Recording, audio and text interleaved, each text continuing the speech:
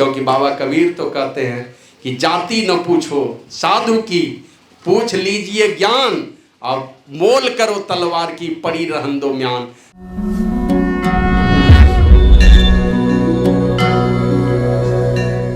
Date देगा तो उस डेट को सब पैसा दीजिए, पहले 2 ये 5 लाख दीजिए, लेकिन डेट में जो निर्धारित तिथि है उस दिन सब पैसा दे दीजिए। तो पहले कुछ भी पैसा देना वो खतरे से खाली नहीं है, नहीं तो सत्संगी का पैसा डूब जाएगा, बेईमानी में चला जाएगा। तो इसलिए आप लोगों से निवेदन है, उस पर थोड़ा सब लोग विचार कीजिए। अभी रात में एक जेपी पांडे हैं मुगल सराय से फ़ोन किए, बाबा आपका हम प्रवचन सुने हैं, आप अकाउंट नंबर दीजिए हम भिजवाते हैं। तो बहुत लोग, एक कोई 51,000, 1 लाख वाला तो बाहर से नहीं, लेकिन 5 आदमी 51,000, अमेठी से एक आदमी भेजा, उड़ीसा से एक आदमी दिया है, मध्य प्रदेश से एक स्टेशन मास्टर 51,000 भेजा है, एक कृष्णानंद यादव हैं इधर से 4,000 दिए थे। फिर 8-10 दिन पहले फ़ोन की कि 47,000 और हम भेज रहे हैं 2-4 दिन के अंदर। तो लोग इस तरह से बढ़ चढ़ करके दे रहे हैं। तो आप लोग भी जो गरीब हैं 50 रुपया दीजिए, 100 दीजिए, लेकिन हम यही कहेंगे कम से कम 5,000 पूरा कर दीजिए। तो कम भी देंगे तो वो कंप्यूटर में लोड रहेगा सबका नाम, लेकिन 5,000 कम से कम या उससे ऊपर देंगे तो हम लोग संगमरमर के पत्थर में वो नाम अंकित करवा देंगे। तो आप दोनों पति पत्नी का, तो आप लोगों से निवेदन है सब लोग बढ़ चढ़ करके इस पर भी विचार करें। जो वचन दान दिए हुए हैं वो वचन पूरा करें अपना, और जो बड़ा वचन दान दिए वो आगे बढ़ करके आप बढ़ें, तो तब न छोटे लोगों को थोड़ा डांट करके भी बोल पाएंगे, बड़े लोग दे देंगे। तो आप लोगों से निवेदन है थोड़ा इन सारी चीज़ों पर भी विचार कीजिए। बोलिए प्रेम से श्री सद्गुरु महाराज की जय। मैं अनंत अनंत बार नमन निवेदित करता हूँ। अव्यक्त रूप में पधारे हुए सभी जीवन मुक्त महापुरुष संतों को करता हूँ, और खासकर हृदय की गहराई से नमन करता हूँ, और अपनी श्रद्धा सुमन भी उन दिव्य महापुरुष के परम पावन चरणों में अर्पित करता हूँ, जिनके जन्मोत्सव पर हम लोग आज इस आश्रम में उपस्थित हैं। आप सब लोगों को ज्ञात कराया गया है कि आज गुरु पूर्णिमा महोत्सव है, और ये पूर्णिमा को ऐसे आषाढ़ पूर्णिमा का, ये कार्तिक पूर्णिमा, आप बैसाख पूर्णिमा को लोग बुद्ध पूर्णिमा कहते हैं, ये जेठ पूर्णिमा को, तो इसी तरह अलग अलग पूर्णिमा का अलग अलग तरह से लोग मानते हैं उसको जन्म महोत्सव के रूप में। इस पूर्णिमा का नाम पड़ा गुरु पूर्णिमा, और कारण भी है, एक ऐसे महान गुरु का जन्म हुआ आज के दिन जिनको सारी दुनिया के लोगों ने गुरु के रूप में माना। सारी दुनिया में जितने महापुरुष हुए सब लोगों को शास्त्रार्थ में पराजित कर दिया था, वो थे महर्षि वेद व्यासदेव जी। सुबह में हमने बतलाया था, जन्म भी इनके मने वशिष्ठ मुनि का बेटा, महर्षि वशिष्ठ का बेटा, और वो महर्षि वशिष्ठ कौन हुए? जो सतयुग में देखे गए, त्रेता में देखे गए, द्वापर में देखे गए, और कलयुग में भी देखे गए। माने भगवान श्री राम के जितने पूर्वज हुए 39 पीढ़ी में सब में गुरु वशिष्ठ विराजमान थे। मतलब इक्ष्वाकु वंश में ये पुरोहित बने थे। ब्रह्मा जी सृष्टि किए, इसके बाद वही गुरु वशिष्ठ को कहा कि आप इस खानदान के इक्ष्वाकु वंश के पुरोहित बनिए। तो गुरु वशिष्ठ ने मना कर दिया था, बोला नहीं, ये पुरोहिती का काम उचित नहीं है। पुरोहिती का काम करने से लोग दरिद्र समझता है, गरीब समझता है, बहुत तरह से अपमानित करता है 1-2 पैसे के लिए, इसलिए मैं नहीं बनूंगा पुरोहित। तो ब्रह्मा जी ने कहा इनको, गुरु वशिष्ठ को, कि आप बनिए, और आने वाले समय में इसी खानदान में भगवान का अवतार होगा, श्री राम के रूप में आएंगे, और वो भी उसके भी जब आप पुरोहित बनेंगे ना, उनके भी पुरोहित बनेंगे, कुल गुरु बनेंगे, मतलब राजनीतिक सलाहकार बनेंगे, अपने राजपाट को चलाने में सारी सलाह लेंगे इस खानदान के राजा, ये चक्रवर्ती सम्राट होंगे, लेकिन ये सारे लोग आपसे आशीष लेंगे, सब लोग आपसे सलाह लेंगे, और उस समय दुनिया में आपकी पुरोहिती पवित्र हो जाएगी जब भगवान के पुरोहित बनेंगे, भगवान ही आपका यजमान बनेगा। तो उन्होंने स्वीकार किया था। और आप जानते हैं कि जिस समय राजा परीक्षित को तक्षक नाग ने काटा। श्रृंगी ऋषि ने शाप दिया था समीक मुनि के बेटे ने कि तुमने मेरे पिताजी जो तपस्या कर रहे थे और तपस्या में लीन थे और तुमको जल नहीं पिलाया तो तुमने उनके गले में मरा हुआ सांप लटका दिया। इतना अपमान किया मेरे पिताजी का। पिताजी तो कुछ नहीं बोले, लेकिन मैं तुमको छोड़ूंगा नहीं। मैं तुमको शाप देता हूँ कि जिस प्रकार माने ये जो सांप तुमने लटकाया मेरे गले में, यही तक्षक नाग बन करके आज से 7वें दिन तुमको डसेगा और उसी से तुम्हारी जीवन लीला समाप्त होगी।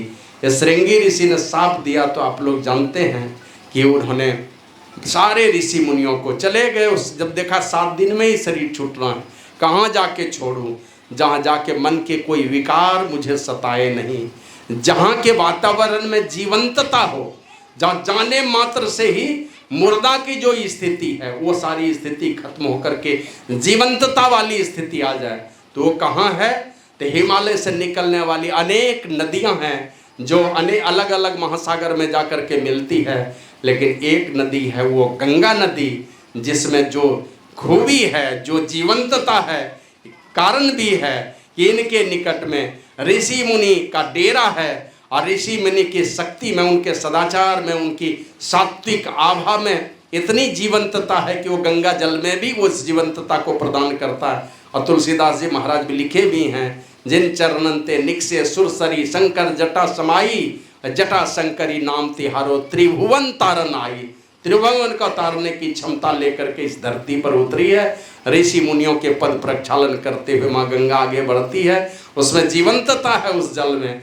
तो राजा परीक्षित कहाँ चले गए? वही गंगा जी के किनारे में, जो मुजफ्फरनगर जिला उत्तर प्रदेश में पड़ता है, जिसको सुकरताल कहते हैं।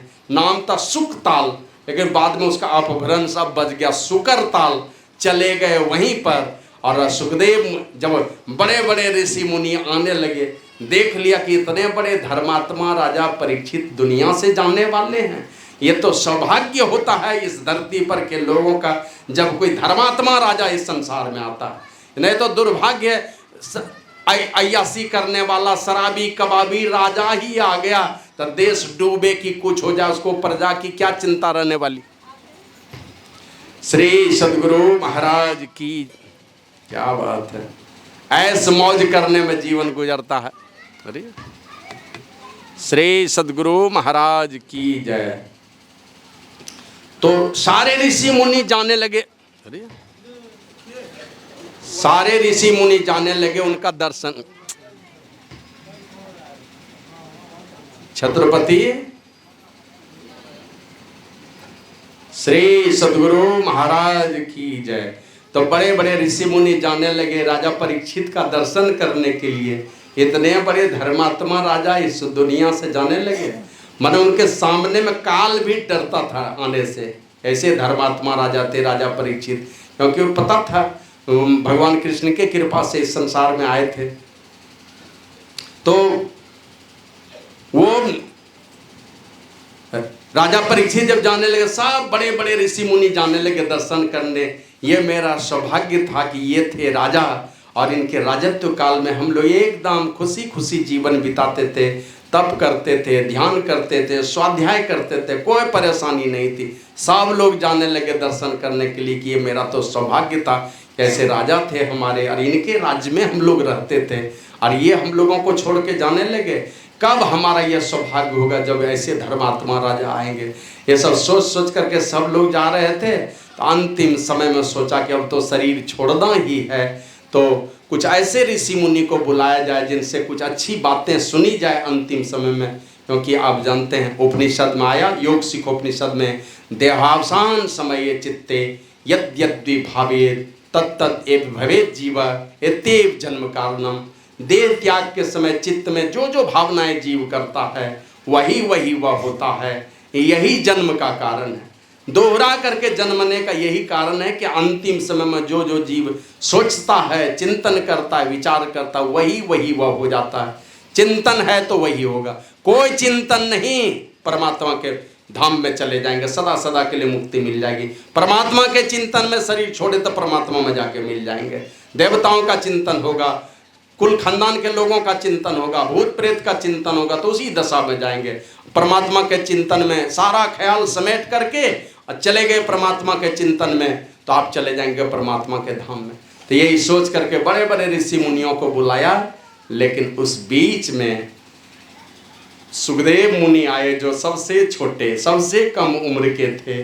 सुखदेव मुनि सुनाने वाले, और वहां बैठे हैं कौन? गुरु वशिष्ठ का बेटा, वो थे शक्ति मुनि। शक्ति मुनि को माने 100 भाई के साथ में शक्ति मुनि को भी मार दिया विश्वामित्र मुनि ने, एक कामधेनु के चलते और नंदिनी के चलते। तो उसकी धर्म पत्नी को लेकर के गुरु वशिष्ठ गए जंगल में, और उनकी पत्नी गर्भवती थी, तो उस कोख से जन्म लिया। वो थे पराशर मुनि, जो जंगल में रहती थी सास बहू दोनों, तो कोख से ही वेद मंत्र की आवाज आती थी। ससुर पूछते हैं ये आवाज कहाँ से आती है? तो कहा कि मेरे पिताजी पति जब जीवित थे और मैं गर्भ धारण कर चुकी थी, तो रोज दिन उनके निकट जाके बैठती थी। वो नियमित रूप से वेद पाठ करते थे और मैं उनके निकट बैठती थी। मेरे गर्भस्थ शिशु पर वही संस्कार पड़ा है। और वो बालक जब जन्म लिया तो वही पराशर मुनि के नाम से विख्यात हुए।